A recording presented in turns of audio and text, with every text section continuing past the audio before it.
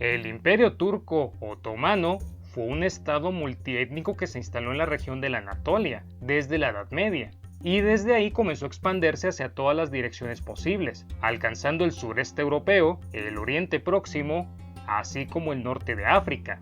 La ocupación de la Anatolia se dio luego de que los turcos otomanos derrotaran al Imperio Bizantino, ocupando los territorios que anteriormente le pertenecían a estos. Lo que, pues ya de entrada, nos da una idea del poder que en su momento llegaron a ostentar los turcos. Poder bélico que quedaría también de manifiesto durante los siglos XV y XVI, cuando se adueñaron de prácticamente todo el Mediterráneo oriental. Sin embargo, en las centurias posteriores, sufrirían varias derrotas a manos de los países europeos, quienes comenzaban a ganar poder. Esto hizo que las conquistas de los turcos en Europa se detuvieran. No, que digo que se detuvieran, más bien que retrocedieran, puesto que el Imperio Otomano perdió algunas propiedades hacia el norte de los Balcanes, como consecuencia de las guerras. Aunado a ello, el periodo de la doble revolución tampoco le sentó muy bien a los turcos. Para comenzar, la revolución industrial dotó a los países de Europa Occidental de una mejor tecnología, lo cual comenzó a dejar rezagados a los turcos, por no poder contar con todos esos adelantos. Pero un golpe mucho más duro fue el que dio la Revolución Francesa, que despertó un fuerte nacionalismo entre varios de los países europeos, incluidos los que estaban bajo el yugo otomano. Entonces, más temprano que tarde se comenzaron a dar ciertas rebeldías de tipo nacionalista en la región europea del imperio.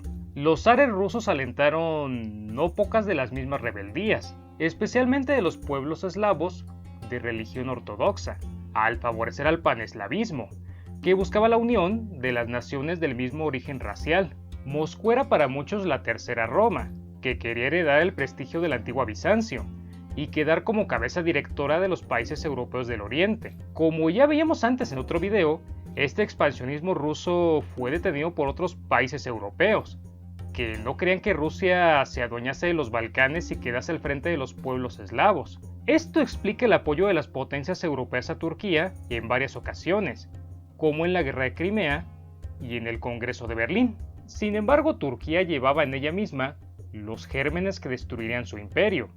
Estos gérmenes eran la incomprensión de los gobernantes turcos para tratar a los pueblos europeos que les estaban sometidos, y la existencia de una intensa propaganda nacionalista en el interior del imperio, que llamaba a la rebelión contra los dominadores. Los pueblos sometidos, serbios, búlgaros, rumanos y montenegrinos, intentaron en diversas ocasiones alcanzar su independencia, y esta lucha constituyó la llamada Cuestión de Oriente. Los primeros en emanciparse del Imperio Otomano serían los griegos, quienes albergaban un fuerte sentimiento nacionalista, que era impulsado desde principios de la centuria por numerosas sociedades secretas, que insistían en la conveniencia de independizarse del yugo turco. La más importante de dichas sociedades fue la llamada Eteria, dirigida por un oficial ruso de origen griego. A instancias de este sentimiento nacional, un congreso reunido en Epidauro proclamó la independencia griega en 1822, dando lugar con ello a una sangrienta guerra en la que los turcos llegaron a quedar en una situación muy comprometida. Las represalias fueron severas, pues cuando comenzó la lucha, los turcos ahorcaron al patriarca de los griegos y a 3 obispos ortodoxos. Porque para esa fecha, Grecia ya se había convertido al cristianismo ortodoxo. No obstante, la rebeldía llegó a tal grado que solamente la ayuda egipcia salvó a los dominadores turcos. En efecto, el pacha de Egipto, Mehmed Ali, fue solicitado por el sultán para que colaborase en la lucha.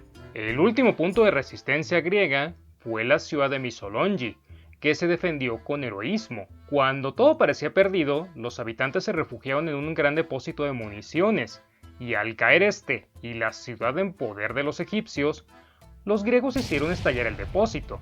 En Missolonghi murió combatiendo también del lado de los griegos el gran poeta romántico inglés Lord Byron, quien, como muchos otros europeos, vio con profunda simpatía la lucha del pueblo helénico, cuna de la cultura occidental, y por ello se sumó a los esfuerzos.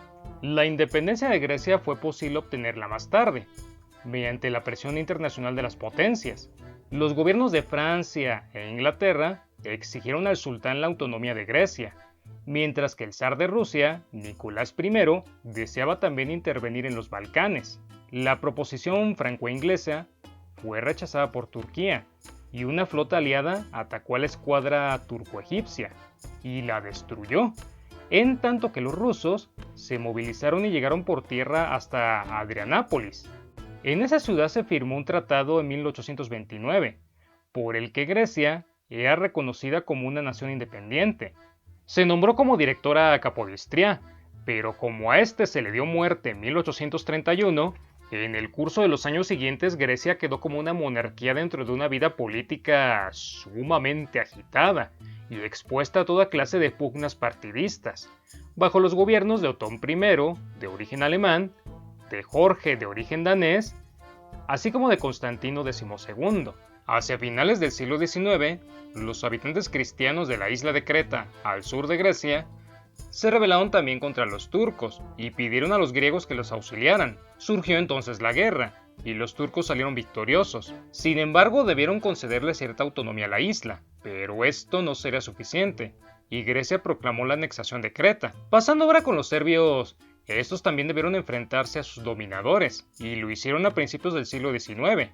Querían librarse también de ellos, así que pusieron manos a la obra, bajo la dirección de numerosos capitanes, entre los que destacan Gara George y Miloš Obrenović. No obstante, el desarrollo de los hechos fue más bien lento, y fue necesaria una etapa larga y cubierta de rebeldías para alcanzar la independencia, consagrándose finalmente en el Tratado de Berlín, de 1878. Así, Serbia quedó completamente autónoma, y se rigió mediante una monarquía tradicional, que comenzó siendo dirigida por los Obrenović.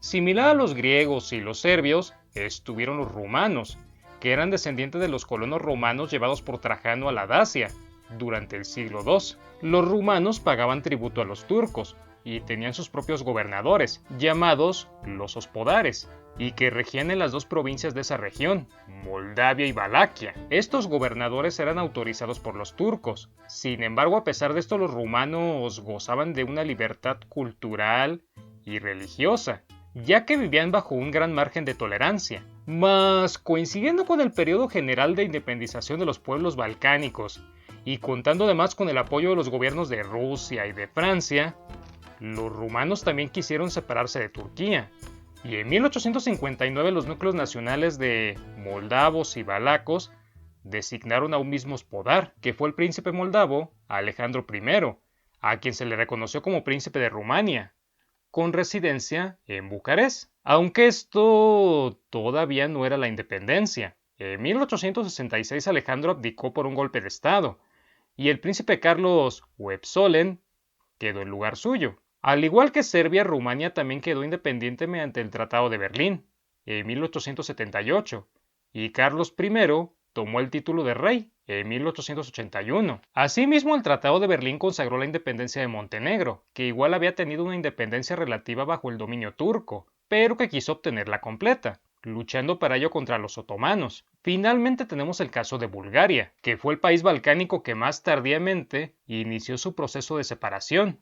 Las luchas de sus vecinos estimularon a los búlgaros a sacudirse la opresión de los turcos, y aprovechando la guerra ruso-turca de 1877, hicieron que se le reconociese la independencia mediante los tratados de San Estéfano y de Berlín. Y aunque siguieron pagando todavía algún tributo a los turcos, los búlgaros consiguieron tener su independencia durante los últimos años del siglo XIX. Y así es como los principales pueblos balcánicos pudieron obtener su independencia. Sin embargo, a pesar de esto, aquella zona continuó siendo un importante foco de desasosiego. Turquía, cada vez más desmembrada en su imperio, trataba de rescatar lo último que le quedaba. Estaba en plena crisis, y el reparto de sus despojos incitaba a la lucha. El imperio turco era llevado por la prensa europea como el hombre enfermo, por el estado de inquietud y de decadencia irremediable en el que parecía encontrarse ya. Los Balcanes bullían de maniobras políticas. Rusia, por ejemplo, deseaba extender su influencia alentando al paneslavismo,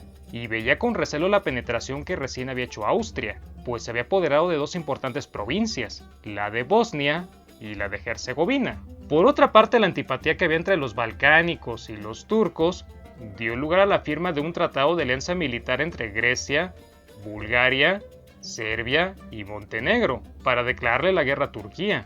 evento que ocurrió en octubre de 1912, cuando los aliados invadieron el territorio turco, poniendo a los otomanos a la defensiva. En dicha guerra se distinguieron los griegos, pero sobre todo los búlgaros, que en su acometida lograron hacerle gran daño a los turcos. Finalmente llegó el Tratado de Londres, en 1913, y se puso fin a la guerra. El sultán reconoció su derrota y entregó a los aliados balcánicos todos los territorios que le demandaban. Lamentablemente la unión que fuera firme en la guerra se mostró débil en la paz. Los aliados no se pusieron de acuerdo sobre el reparto que debía de hacerse de lo que le habían arrebatado a Turquía, y comenzaron las intrigas. Grecia y Serbia concertaron un tratado para quitarle a Bulgaria los territorios de Macedonia y de Salónica, y estalló una segunda guerra entre los mismos vencedores, en 1913, tan solo un mes después de haber terminado la lucha contra los turcos. En esta segunda guerra balcánica, los búlgaros se defendieron con bravura contra los griegos y los serbios, pero su situación se hizo muy delicada cuando los rumanos, sin declarar la guerra ni dar aviso de ningún tipo, atravesaron el Danubio e invadieron territorio búlgaro. Los nuevos aliados quedaron como triunfantes, y por el Tratado de Bucarest se consumó el despojo a expensas del pueblo búlgaro. De acuerdo con ese tratado, Rumania se apoderó de Dobruja, zona de gran riqueza agrícola y una de las más ricas de Bulgaria. Grecia obtuvo Macedonia y el puerto de Salónica. Serbia a su vez se apropió del resto de Macedonia. Y hasta Turquía obtuvo de nuevo la región de Adrianápolis. Una carnicería total, que se realizó a costillas de los búlgaros.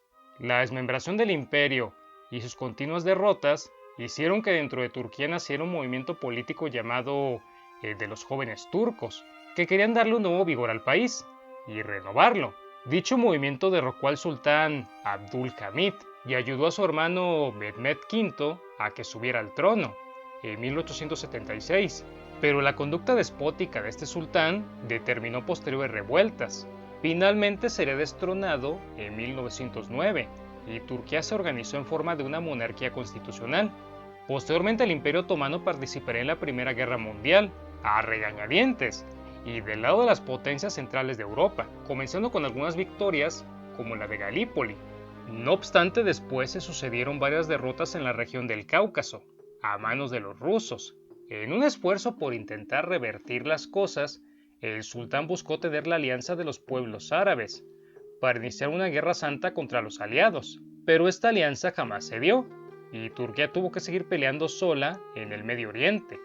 Más tarde, como todos ya sabemos, se dio la derrota de las potencias centrales y del Imperio Otomano, el cual tuvo que padecer el Tratado de Sèvres, que buscaba reducir los territorios del imperio a la parte occidental de la Anatolia. Sin embargo, el tratado fue rechazado por el movimiento nacional turco, lo cual dio inicio a la Guerra de Independencia Turca, movimiento bélico que duró 3 años, al final de los cuales logró establecerse en la República de Turquía, sustituyendo el Tratado de Sèvres por el de Lausana, en donde se acordaron las fronteras actuales de Turquía y se estableció la capital en Ankara. Del mismo modo se acordó el exilio del último sultán, con lo cual el imperio turco otomano llegó a su fin.